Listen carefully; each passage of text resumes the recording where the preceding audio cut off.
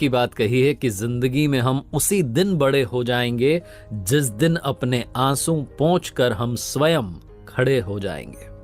नमस्ते दोस्तों, मैं हूं आरजे कार्तिक। एक बड़ी छोटी सी कहानी एक गांव की, जहां के किसानों की किसी बात से नाराज होकर के, क्रोधित होकर के इंद्रदेव ने कह दिया कि आपके यहां अब 12 वर्षों तक फसल नहीं होगी, क्योंकि 12 वर्षों तक वर्षा नहीं होगी, बरसात नहीं होगी। गांव के किसान बड़े परेशान हुए कि ये क्या हो गया। उन्होंने दोबारा से प्रार्थना की, इंद्रदेव को प्रसन्न करने के बहुत सारे प्रयास किए।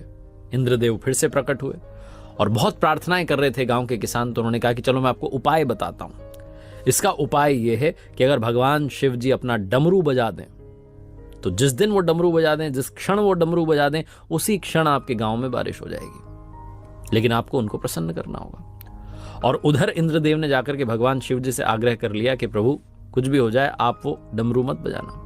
गांव के जो किसान हैं उनकी बात से मैं नाराज हो गया हूं और प्रसन्न हो गया हूं और मुझे क्रोध आया, तो मैंने कह दिया अब आप मेरी बात रख लेना। गांव के किसानों ने प्रार्थना की प्रभु को प्रसन्न करने की, भगवान शिव जी को प्रसन्न करने की। भगवान शिव जी ने दर्शन दिए तो गांव के किसानों ने वही बात रखी कि इंद्रदेव नाराज हो गए, क्रोधित हो गए, आप कुछ चमत्कार कीजिए, डमरू बजा दीजिए, बारिश हो जाएगी। भगवान शिव जी ने भी कह दिया कि अब तो डमरू 12 वर्षों के बाद ही बजेगा। गांव के किसानों को लगा कि अब तो कुछ भी नहीं हो सकता, हमने सारे प्रयत्न कर लिए, अब क्या करें। तो गांव के जो किसान थे वो अपने अपने घरों में रहने लगे। उन्होंने काम धंधा छोड़ दिया।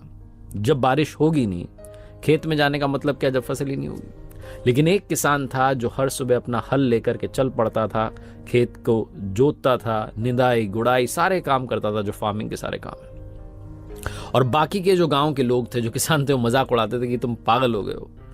जब तुम्हें पता है कि 12 वर्षों तक फसल होगी ही नहीं, वर्षा होगी ही नहीं, तो किस बात को लेकर तुम रोजाना चल देते हो। तो जो किसान जो कि रोज जाता था अपने खेत में, वो कहता था कि मैं रोजाना जाता हूं ताकि कहीं मैं खेती करना ना भूल जाऊं, किसानी करना ना भूल जाऊं। मुझे याद रहना चाहिए कि खेती कैसे होती है। बस इसीलिए ये जो प्रैक्टिस है, जो अभ्यास है, इसको निरंतर करता चलता हूं। मुझे पता है कि बारिश नहीं होगी, लेकिन मैं अपना काम तो करता रहूं। रोज यही होता था, रोज यही डिबेट, यही वाद विवाद होता था। एक दिन माता पार्वती जी ने ये जो तार्किक चर्चा थी, इसको सुन लिया और तुरंत वो महादेव जी के पास गई। भगवान शिव जी से कहा कि प्रभु, गांव के किसान आपस में बातचीत कर रहे हैं और एक किसान ऐसा है जो रोज जाता है अपने खेत में। वो कहता है कि कहीं मैं किसानी करना ना भूल जाऊं, खेती करना ना भूल जाऊं, इसलिए निरंतर प्रयास करता है। मुझे तो चिंता सता रही है कि कहीं ऐसा ना हो कि आप 12 वर्षों तक डमरू ना बजाएं, तो कहीं आप डमरू बजाना ना भूल जाएं।